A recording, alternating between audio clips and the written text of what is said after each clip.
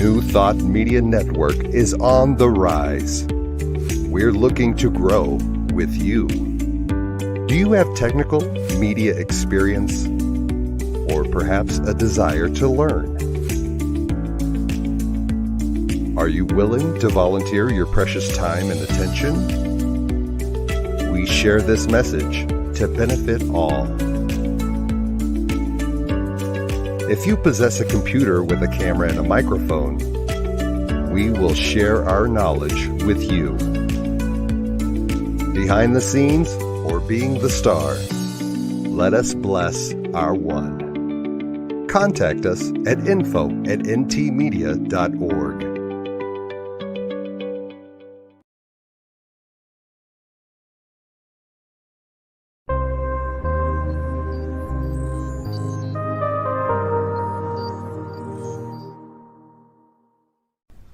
New Thought Media Network.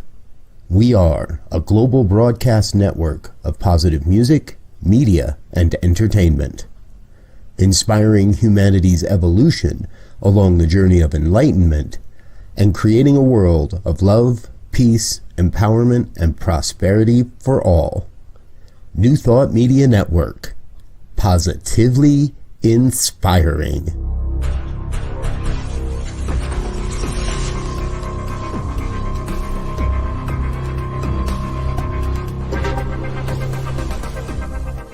Live from a secure concrete bunker somewhere in Ohio, New Thought Media Network presents Pastor Michael Mangus with Friday's Fireside Chat, spiritual conversation for today.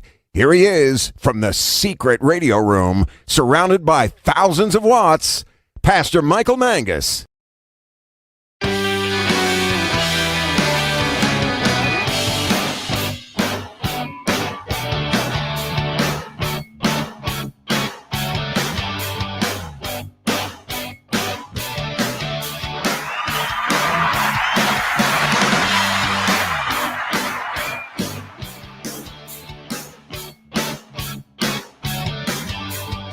Well, good evening to one and all across the United States and also around the world. It is time once again for another fun-filled, thrill-packed, and always exciting edition of the Fireside Chat here on the New Thought Media Network.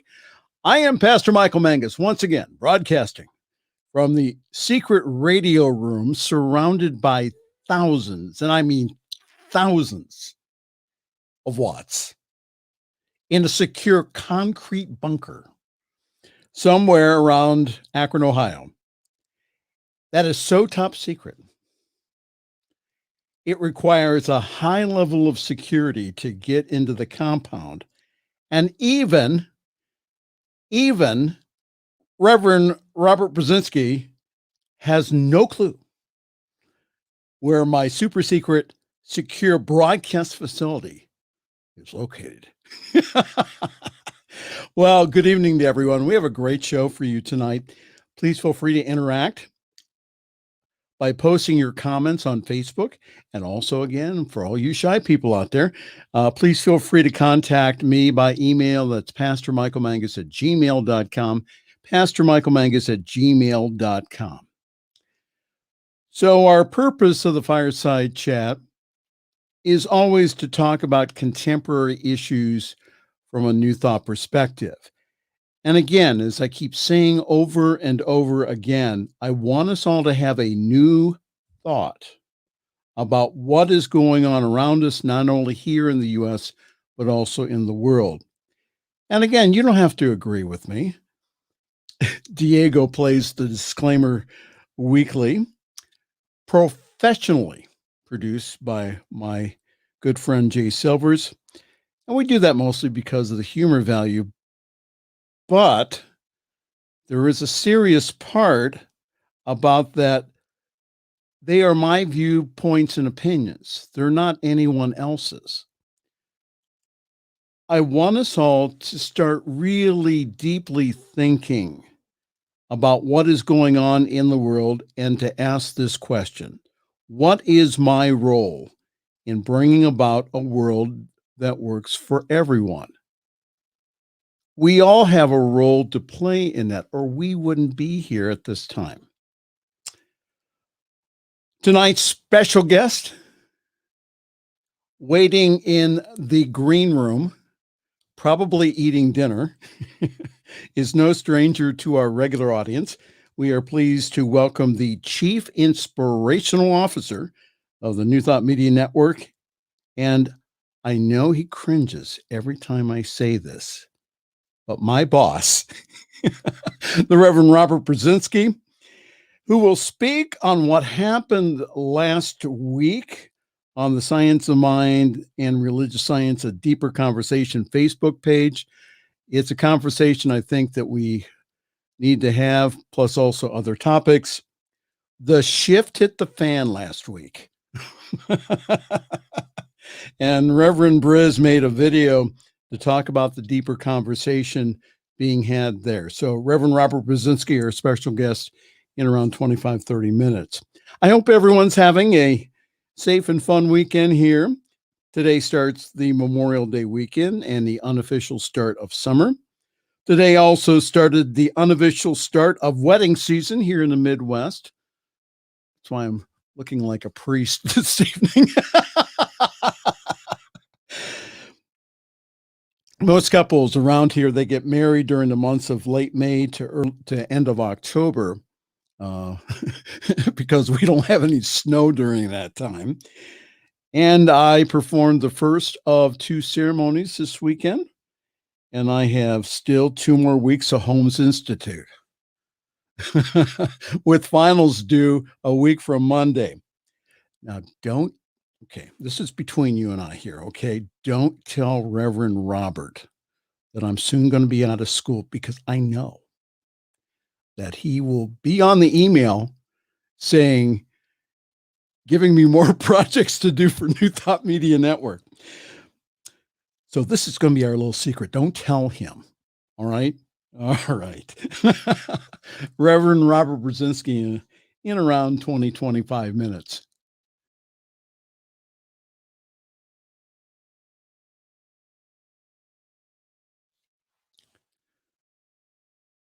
I have been scrambled.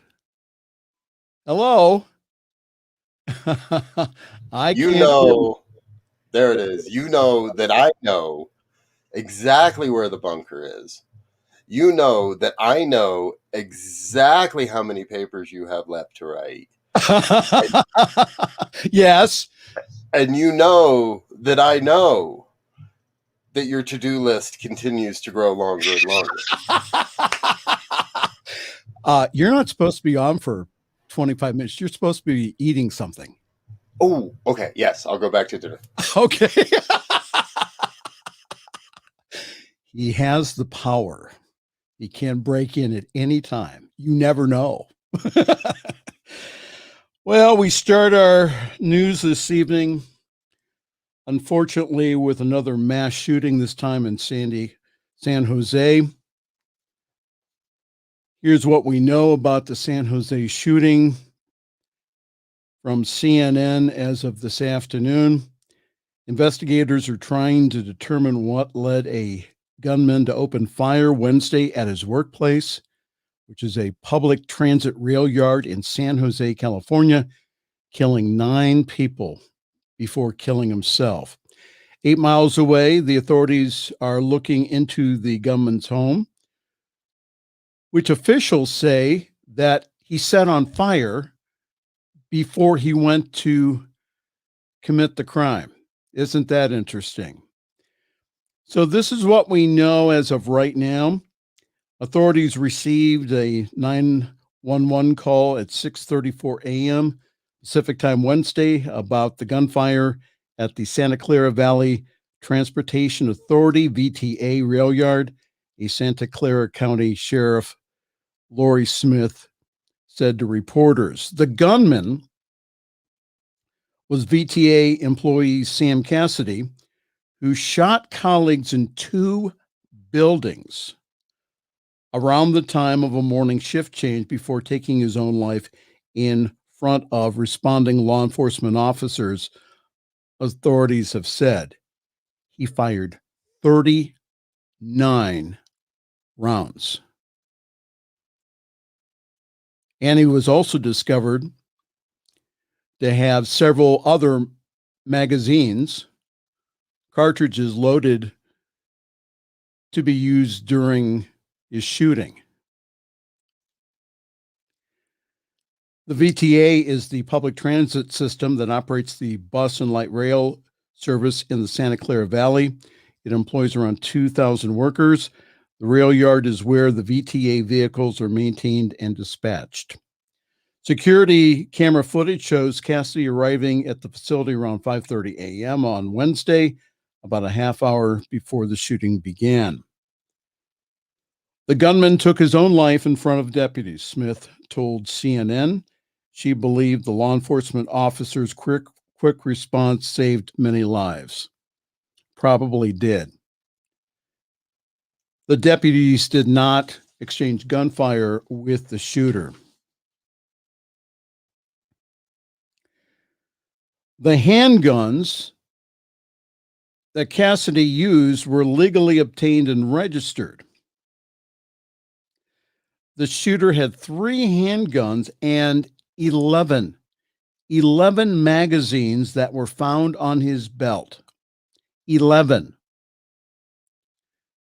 Additional magazines which hold more than 10 rounds and are illegal to possess in California were also found on the crime scene. In 2016, when returning from a trip to the Philippines, Cassidy was found with a memo book filled with notes of hatred towards the VTA after U.S. Customs Border Patrol officers searched his bag, a Department of Homeland Security official told CNN. Officers also found books about terrorism and fear and manifestos, the officer said.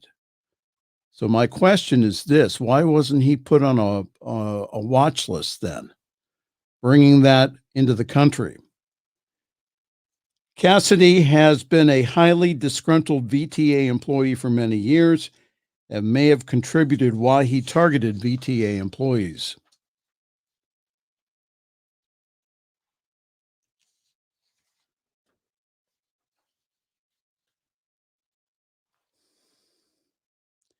So how many mass shootings has there been in 2021? Before we came on the air here, Reverend Robert told me of one more in Durham, North Carolina. The mass shootings this year follow a lull in mass killings during the pandemic in 2020, according to a database compiled by the Associated Press, USA Today, and Northeastern University. That database tracks mass killings defined as 4 or more dead, not including the shooter. The FBI says that a mass shooting is any incident that involves multiple victims of gun violence, and it describes victims as both people who are killed and those who are injured by gunfire. 3 people must have been injured or killed for the incident to qualify as a mass shooting. You might remember some of the high-profile shootings that we've seen across the country this year, including those at a nail salon in Atlanta, Georgia, and at a grocery store in Boulder, Colorado. And so far in 2021, we've already seen 233 mass shootings, including the incident in San Jose on Wednesday. According to the Gun Violence Archive, there was 417 mass shootings in 2019. The total number of people killed in America because of gun violence that year was close to 40,000. In 2020, there were 610 mass shootings across the nation, and roughly 43,000 people died because of gun violence in 2020. In California, 27 people have been killed as a result of 18 mass shootings in 2021. Of those 18 shootings, 6 resulted in no deaths. The shooting on Wednesday in San Jose resulted in the most deaths with 9, including the shooter. So my question this evening to you is this: when is enough going to be enough? When are we as a country going to demand, not ask, demand of our politicians to pass some common sense gun regulations? Now, the shooter in this case did have a history and warning signs. So the other part of this is a change of consciousness. Yes, I know people kill people. However, how many guns do we need here in the United States? Maybe, just maybe, if individuals did not have easy access to buying weapons, maybe we would have less gun deaths. Other Western countries do not have many mass shootings. And why is that? Well, it's because you go through not days, but you go through weeks and even months of a background check, plus you go under training, specific training for your weapon. Again, one of those things that we can teach at our New Thought centers is classes in nonviolent communication and also de-escalation. So is the answer to life's problems to kill those who hurt you in the past?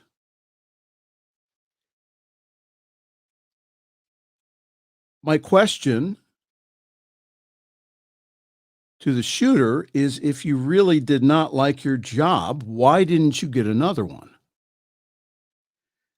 Just because someone makes you angry or gets upset with you, your anger does not give you the right to go out, pick up a gun, and seek revenge. As someone who has survived bullying and also parental abuse, I've had to learn over the years to forgive and remember that I am a tougher, stronger, and also a bigger person. Taking up a gun and killing is an easy task. What is difficult is to forgive those who have hurt you and then move on with your life. What about all the families of the victims? See, they are not counted on the news, in the statistics. Somehow or another, they need to be part of that count. Their lives are altered forever. The 9 families, even the shooter's family, is altered forever because of the decision made by one person to go into his employer and shoot all the people that he was ticked at. We need to continue to know peace in our country and in our world, and also act by supporting our elected officials in enacting sensible gun legislation. And again, it's the time for asking is over. Now it's time to demand. How many more people have to die?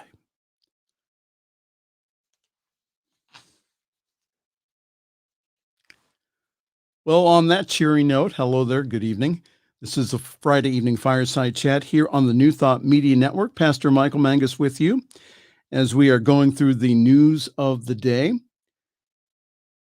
June 1st is the 100th anniversary of the Tulsa Race Massacre. And this is from CNN. It says, on the morning of May 31st, 1921, the Greenwood district of Tulsa, Oklahoma was a thriving Black community. But by noon on June 1st, it wasn't. Over the course of roughly 24 hours, a white mob set off by a dubious accusation by members of the Tulsa County Sheriff's Department and the Oklahoma National Guard obliterated the uniquely prosperous area beloved as Black Wall Street. As many as 300 people were killed, according to the Tulsa Historical Society and Museum, and thousands were left homeless. 1 century on, as the U.S. engages in a fresh reckoning with its long history of racist violence, it makes sense to ask, what is the state of the country's collective memory of the events of 1921? And how does economic justice fit into that conversation? Since George Floyd's murder last May, Black Americans across the country, including Tulsa, have been demanding that the U.S. confront past instances of racial violence that have been buried or forgotten. And yet, even at moments of heightened awareness to race, and even as depictions of the massacre figures prominently in recent pieces of pulp culture, including HBO's Watchmen and also Lovecraft County, the spokesperson says there needs to be an ongoing need to nurture the country's awareness of the attack. She said there is more knowledge, but I don't think that saying the Tulsa Race Massacre sparks knowledge in the way that saying the Watts riot does. She says, referring to the 1965 uprising that seized and shook LA for several days. My work and the work of many other people is about elevating a suppressed history and reclaiming the Greenwood heroes who were discarded. I'll just read a little bit more here. It says, to understand the massacre fully, you have to understand its attendant trauma. Before the turn of the 21st century, there was a culture of silence in Tulsa. There are many different ways to respond to historical trauma. A culture of silence is one of them, said an assistant professor of anthropology at the University of Tulsa. And for some, but not all, Black people in the city, that silence stemmed from the fact that there was never any justice or accountability for what happened. For a long time, there was a lingering fear that an attack could happen again and at any moment, because no one ever answered for the killing and looting and arson and bombing.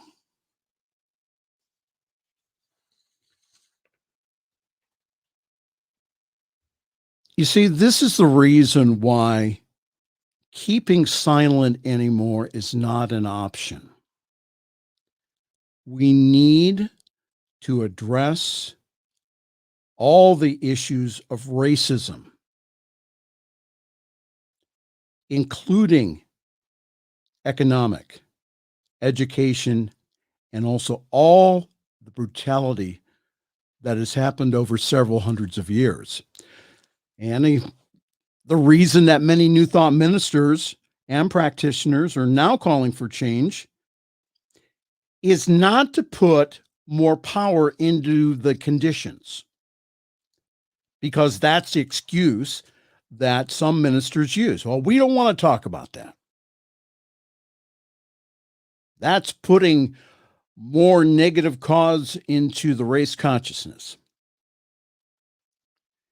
It is for all of us to stand up and speak out for love and justice and compassion for everyone, especially for the communities of color. This world will not change on a massive scale unless enough people of consciousness speak up and speak out about this. It was the communities of faith that supported the Underground Railroad. It was Emma Curtis Hopkins who spoke up and championed the rights of women. It was Wallace Wattles, the author of The Science of Getting Rich, who championed workers' rights and also ran for public office. It was Ralph Waldo Emerson, who was also a staunch abolitionist.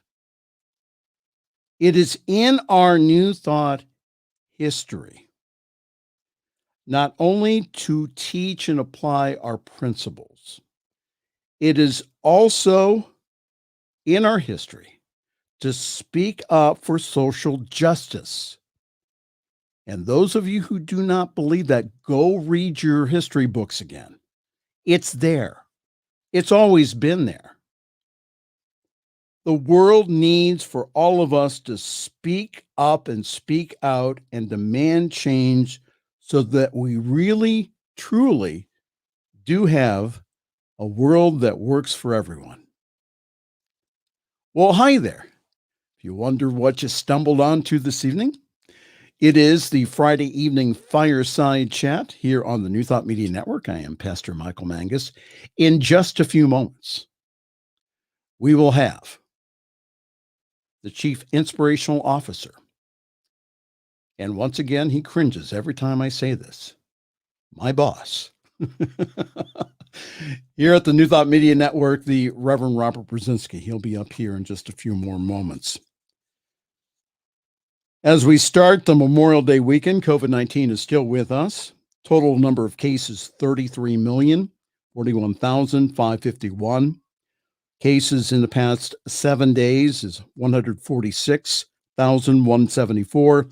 Total number of deaths, 590,212. The percentage of adults vaccinated with one dose now is 62.2%. Now listen to this. The percentage of 65 years plus population fully vaccinated is 74.5%, 75%. Now, to all of my hesitant viewers and listeners who have not received their vaccine, let me ask you a question. What is driving down the cases and the death count? I'll wait. What do you think? Could it be that people are getting vaccinated? I'm not going to tell you to get vaccinated. That's not my job.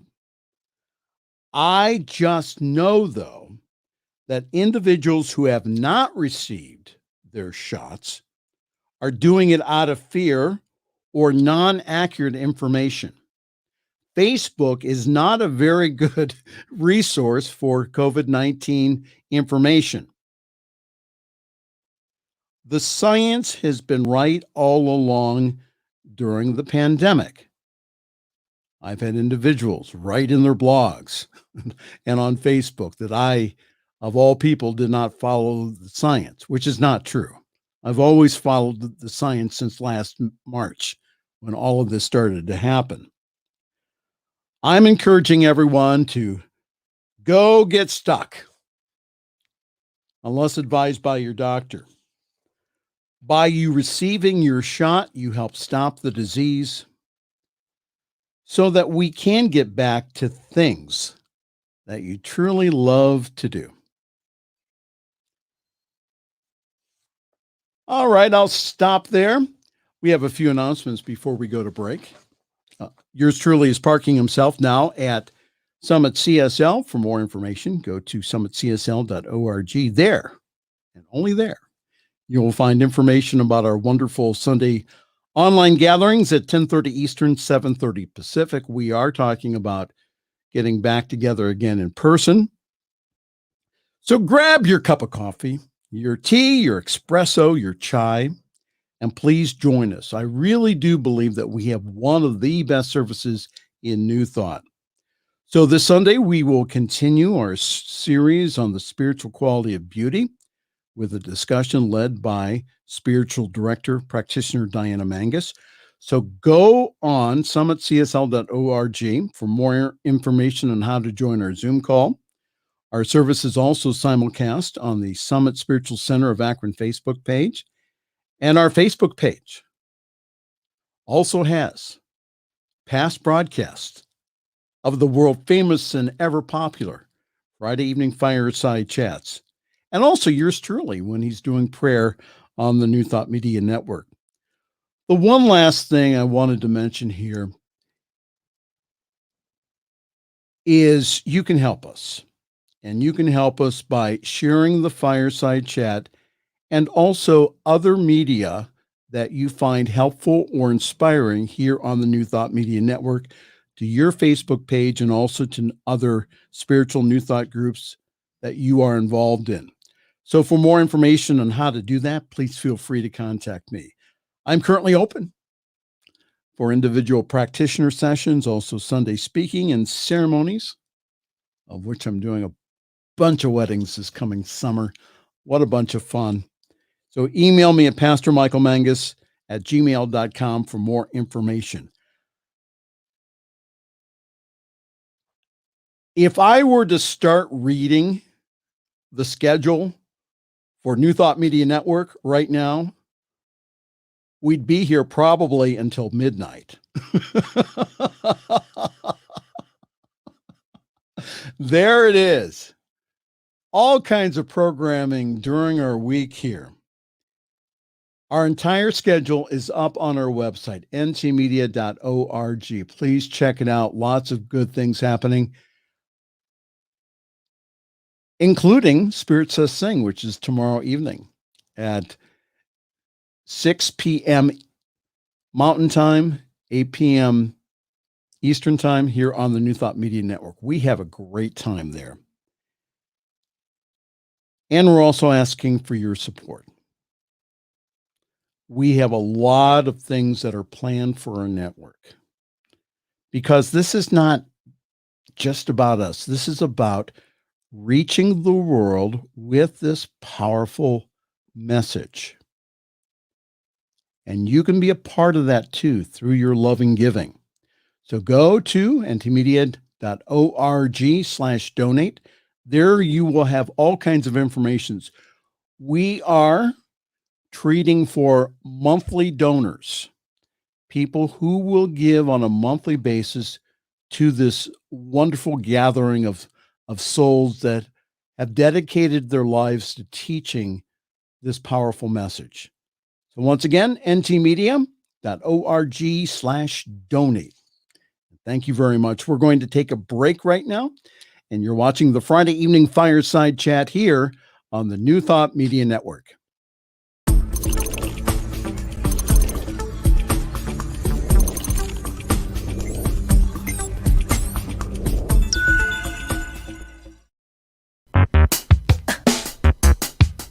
Check it out. Thursdays, 10 a.m. Mountain Time, noon Eastern.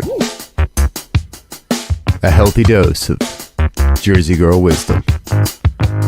Live with Rev Jersey Girl. Sponsored by New Thought Media Network. Positively inspiring. Welcome to the Black Collection. All designs and prints are acronyms and principles Rev.Sc.P teaches clients and students for personal transformation and spiritual growth. 10% of the profits from the Black Collection go to Justice LA Now. Justice LA Now is working to reduce the footprint of incarceration in Los Angeles County and reinvest county dollars into alternatives to incarceration. Justice LA Now.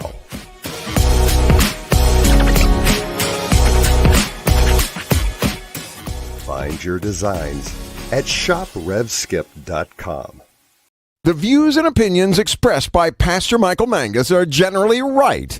However, they are his own and do not reflect the views and opinions of New Thought Media Network, Centers for Spiritual Living, or any other person living or dead.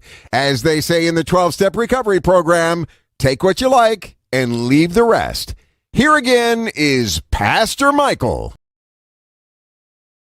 Here on the New Thought Media Network, it is my pleasure to introduce to you my special guest this evening. Again, the Chief Inspirational Officer, Chief Fundraiser, and he does a bunch of other things too. I think he's even involved in technical. But my wonderful friend and supervising minister, the Reverend Robert Brzezinski. Hello, Robert. Welcome this evening. Can't hear you. Not sure why that didn't. Hi, now I'm here.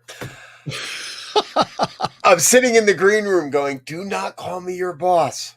Do not call me your boss. All right. That's fine. It's good to be with you tonight.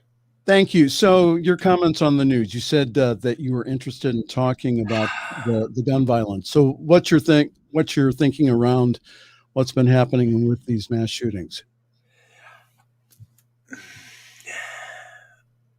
I realized earlier today, I came to a place where I there's so many intersections happening here. Intersectionality is the word of the decade. And there's so many intersections that's happening in this one story alone that it's tough to get a grasp upon sometimes. And in most stories these days, there are so many things that are happening that we have to look at a more holistic perspective. So I want to give everybody just a little bit of an example. I heard about this story early yesterday morning in a breaking news shooting in San Jose. Okay, let's and actually did a quick message to our prayer team that said, who's ever on prayers this morning, this is happening. Please add San Jose to your prayers. And we move forward and we do our work in consciousness. And then we have to be able to sit back and listen a little bit and wait for truth to reveal itself. So I thought, hey, it all kind of came at once that we have these intersections. What do we do at intersections? We slow down. Yeah. We look around. If you're like the person I was following this afternoon when I was going to pick my son up from a massage, you slow down for a green light. But that's okay, right? I believe as a culture, are being called to slow down a little bit on some of these intersections and to look around and say, wait a minute, what's going on? And you hit on so many of the key points in your commentary earlier. This man, 57 years old, should be in the prime of his life. I believe that is the point where, right, you're at, yeehaw, I'm facing, whether you followed the traditional track of I'm getting ready for retirement and my pension is growing and I'm getting there, or whether you're more of that out there kind of artistic type that's like, okay, one way or the other, at 57, that's not a point in life where I believe we ought to be contemplating mass killing. And you're right. There were warning signs. There were opportunities for intervention. Now, my belief is far too often we're far too willing to look the other way. Not my problem. Yeah, he's got a book full of fear-based material. He's got connections. This guy, he's not a bad guy. But he's at a point. He's at a precipice. He doesn't know what to think. He doesn't know where to turn for support, for help. That's where I think we felt that nobody wants to be compassionate for the shooter. I understand. I think that we need to show that compassion. No, it wasn't the family to blame. Right. It was the shooter's own choice or volition that made him do it. Right. So, excuse me. Technically, there's some things going on here tonight. And this country, I'll be straight up, isn't ready to have a conversation about guns. We are obviously not ready to have a conversation about gun registration, gun insurance, gun anything. And there are plenty of solutions. The first one that jumped to mind as I was listening to your commentary is hunting. Okay, cool. If you need to hunt for sustenance, if you need to hunt to keep your family fed, that's not going to be a tough thing to prove. Register your gun, insure your gun, and get in line and sign up for a sustenance license. And then you have access to a gun or two, or maybe a few. And you have access to enough ammunition to be the worst shot in the world and still hit a broadside of a barn and take home what you need. If you're a hunter for sport and you don't need it to feed yourself, okay, we can institute a series of policies, do the same kind of thing, and at the end of the day, you donate the meat to the local food bank, or you donate it to a processor who takes care of it, puts it all together, gets it into a food bank's hands. There are solutions to this.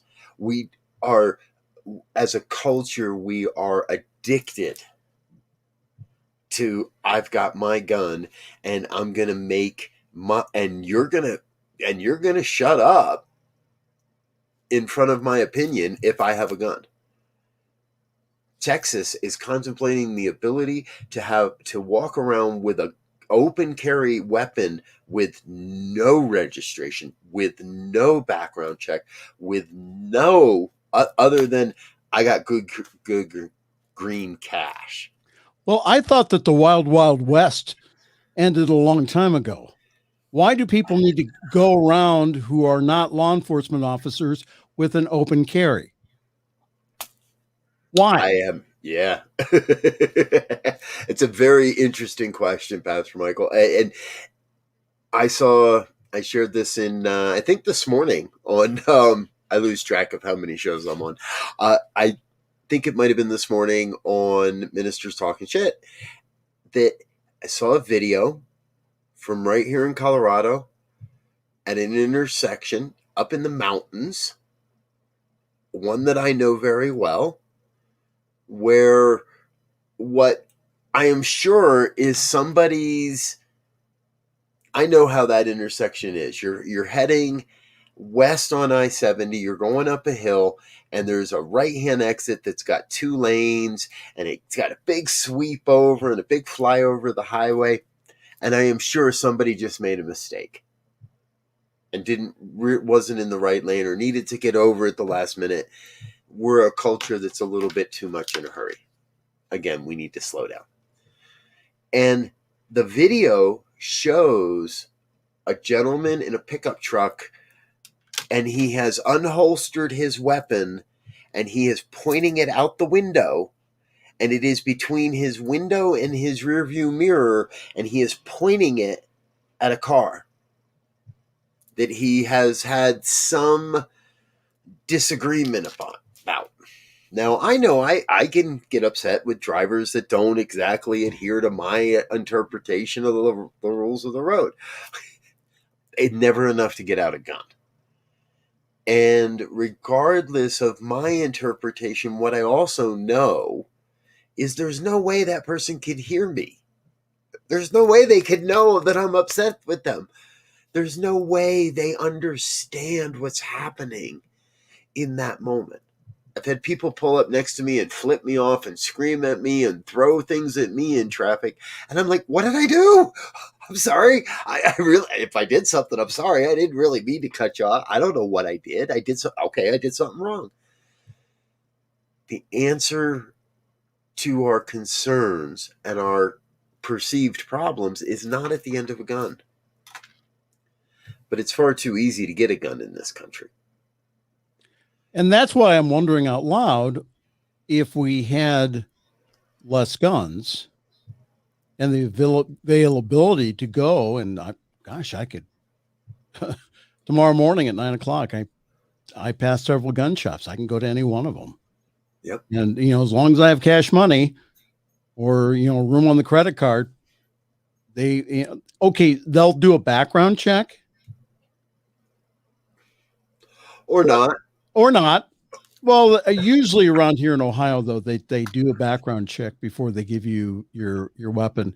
But still, the whole idea that people tick us off to the point, and I've had people, and you probably have too, Robert, at your job, who just all the time. I mean, you go past her desk, you say, "Hi, Sally," and and I had several of those people. Now at the job that I did with the county, there would be nothing that would cause me to go postal and go in there and shoot people. I mean, there was some rumors and some other stuff that came from people, and I never, ever, ever, that wasn't an option. But what was an option at 57 for me was to retire and go someplace else and do something else. And so I took that option.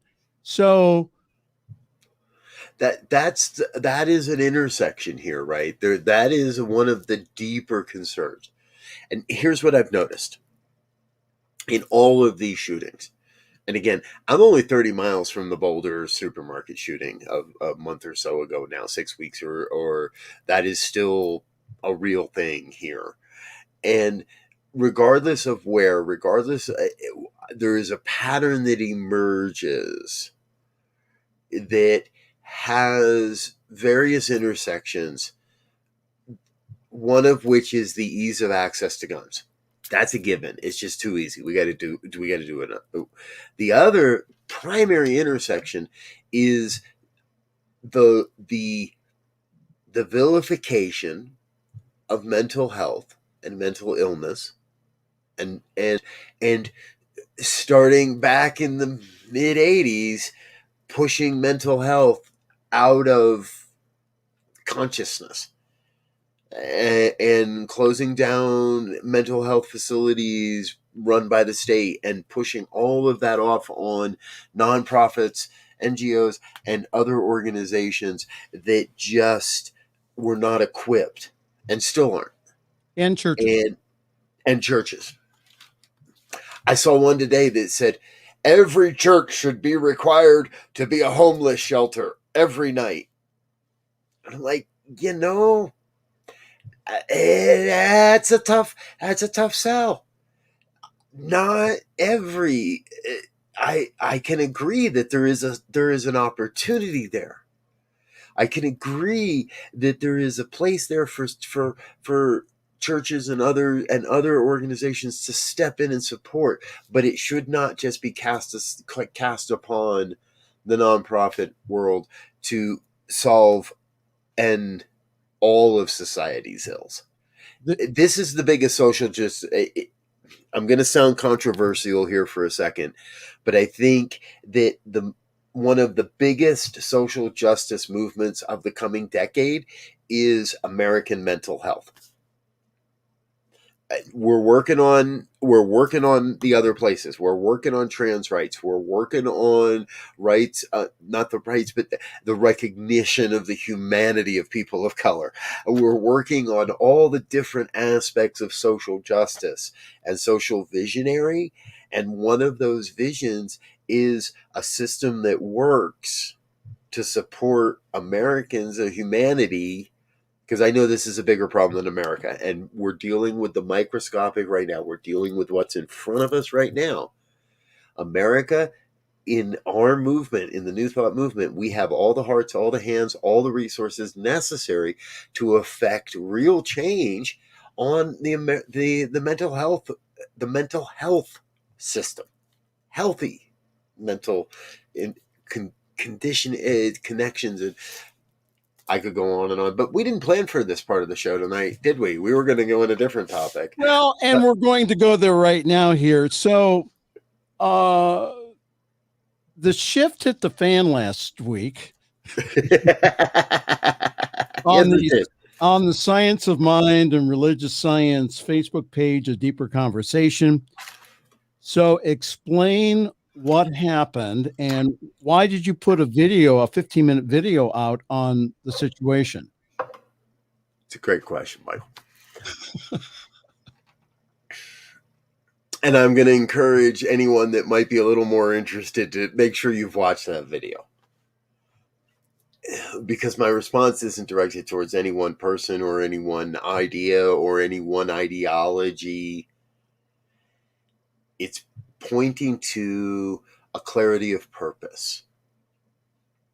And the clarity of purpose is that specific group of about 5,000 people. Now, that may feel like a really big number to some folks.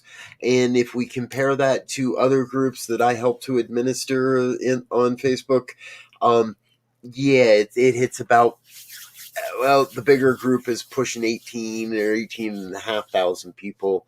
4,500 people. It's a smaller group. It's a large group in that there's a lot of people, but there's not a huge number of people that interact, that actually are active. There's a lot of people watching and learning and reading and absorbing the science of mind and religious science. The trick is that group was started with an intention to allow for deeper conversations, evolutionary conversations that it's tough to have in a traditional community setting, that it's tough to have in a traditional spiritual Sunday morning setting. You don't really walk up to your neighbor on a Sunday morning and want to dive into questions like racism and sexism and bigotry and the truth that there is a wing, a leftover. I don't even want to call it a wing because that gives it an energy of activity. There's a leftover consciousness of white supremacy in the midst of new thought. Absolutely. Surprise! Guess what, folks? If you live in America, there's a white supremacist philosophy that still exists in every vertical. I don't want to say every organization, because there are organizations that are working to heal that within themselves. There are organizations that are active in moving forward to say, hey, yes, we take responsibility. I had a conversation recently with another minister. What would it look like for the white folk in religious science, science of mind, new thought, centers for spiritual, whatever organization? What would it look like for us to make prayer and vibrational reparations to our brethren of color, to our ministers and practitioners of color? It doesn't have to be money, but there has to be a consciousness of acceptance and healing. We have been in, I didn't do it after a certain point in my life. Did I tell jokes when I was a kid that now could get me defrocked? Absolutely. I want to say that word again. That was fun. Defrocked. Defrocked. Wow. Defrocked. Yeah, That sounds scary. No, it sounds like fun. I don't know. No, maybe not. I know the origins of those words. I jest. I have some fun. But the point is that we've all done things. We've all experienced. We've all had a lived experience to get to where we are. However, there are those that want to hold on to those old belief patterns, and there are those that are willing to admit, hey, I mucked up. I didn't do that very well. And I'm willing to do better. And one thing I noticed on the deeper conversations that we've had on various topics on that Facebook page, the one thing that I really want to encourage everyone to do is this, that we need to do it in love. We need to do it without calling names. Mm-hmm. For me, I don't use politics at all. I don't call people Trumpians or whatever. I don't do that. What I stick to is the issues that are happening now. And it reminded me of a story I wanted to tell quickly. One of my premarital counseling instructors, her name was Naomi Engel. Naomi was a minister in the Mennonite church. And Naomi was involved on a team of ministers who were having to make a decision about some of the Mennonite congregations that were open and affirming. And Naomi went ahead and said this. She says, in the midst of all of this, she said, why do we have to be so nasty about this? Yeah. Why can't we have a civil conversation about this issue? What about Christianity? Don't you understand in this situation? I was shocked at the news when I was looking up Naomi's name. She made a transition back in January of 2017 of brain cancer. But Naomi was one of those wonderful women who believed and knew that she had a ministry, even though that she was a woman. The other comment I want to make real quick is we in New Thought are extremely progressive. We're not a male-dominated organization. We may have been in the past, but we are not now. We have much integration of women, LGBTQ, Black women. We have a lot of it, and we have people in positions of power within our organization. So yes, in the past, it's been male-oriented, but now it's not. That we're coming into a balance. We're coming into an integration. And that, yes, there were a lot of things done in the past that were not. Yeah. But I really believe, and again, this goes out to a lot of the posts that I've seen there, that we have started to repent and to go the other direction. And I think that that's what's been going on there. But the conversation to go ahead and to name call, to go ahead and to call somebody a racist, see, that doesn't encourage any conversation with the other individual.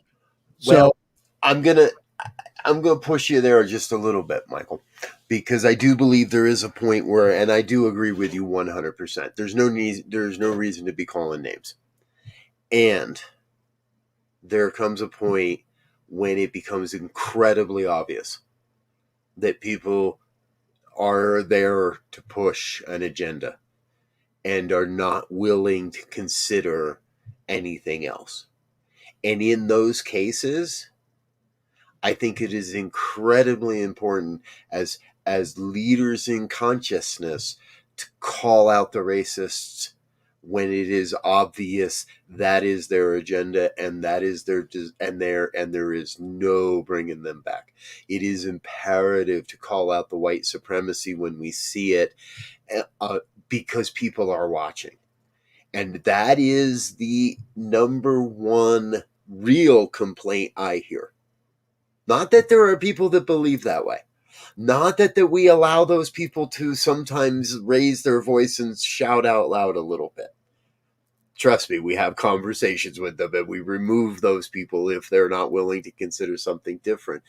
However, people judge us as leaders more when we're silent on these issues.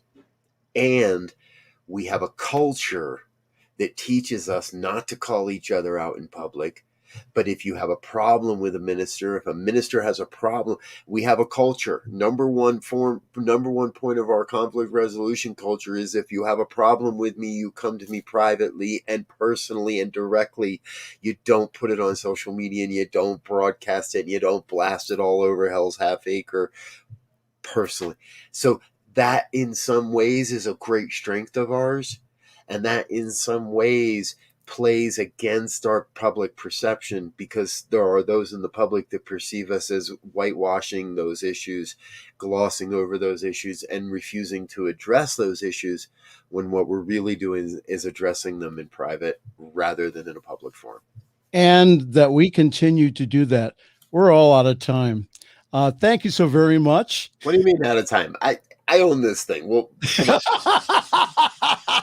Well, you got another half hour? We'll keep going. My producer Diego he's going, listen, I have to go eat.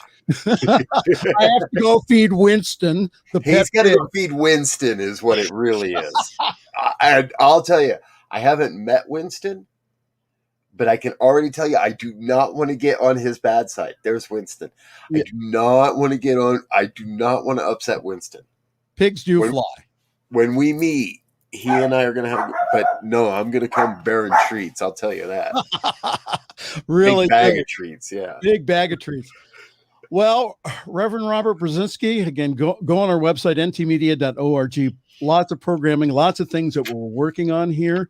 And again, thank you for allowing me to be on the network. By the way, Robert will give me a few suggestions, but he does not censor anything that I say. So again, that's why we have the disclaimer on, because again, we want to have these kind of deeper conversations in a civil way, and saying that, listen, we need to evolve as New Thought and to be caring about other people. So Reverend Robert, we will see you later. Thank you so very much for being on the program. It's great being with you, brother. Thank you. All right. Well, we are out of time here. Just wanted to let you know again, if you'd like more information about our wonderful network here, all the programs, ntmedia.org. We'll give you a lot more information. Also, please consider donating to our wonderful network. We are supported by your contributions, and that you get the double blessing. The double blessing is you get the joy of giving, but also that you get the joy of taking this message to the world. And that's what we're doing here. We have the technology. So again, thank you so very much. We just really appreciate all the wonderful comments. I didn't get a chance to go through them, but again, thank you so very much. And until next week, or until Diego has me on the air again, this is Pastor Michael Mangus. Have a great week. Thanks for joining us this evening for Friday's Fireside Chat with Pastor Michael Mangus. Join us again next week at 8 Eastern, 6 Mountain for more spiritual conversations for today. For more information and replays of past shows, please visit the New Thought Radio and Media Network's Facebook page. Until next week, may God bless you richly and abundantly.